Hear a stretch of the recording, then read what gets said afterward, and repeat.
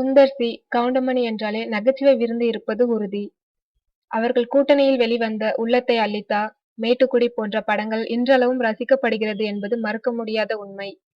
நடுவில் சற்று ஓய்வு எடுத்த கவுண்டர் இப்போது 49 ஓ மற்றும் வாய்மை போன்ற படங்களின் மூலம் மறுபடியும் தமிழ் சினிமாவில் ஒரு ரவுண்ட் வருகிறார். ஒரு பிரபல தயாரிப்பாளர் சுந்தர் சி மற்றும் கவுண்டமணி கூட்டணியை மீண்டும் இணைக்க விரும்பினார். பிறகு இது பற்றி சுந்தர் சியிடம் பேச்சுவார்த்தை நடத்தி அவரும் ஓகே சொல்ல மலையாளத்தில் வெற்றியடைந்த வெள்ளிமுங்கா என்ற அரசியல் படத்தை தமிழில் எடுக்க திட்டமிட்டனர். அதன் பிறகு கவுண்டமணியிடம் பேச்சுவார்த்தை நடத்தினார்களாம்.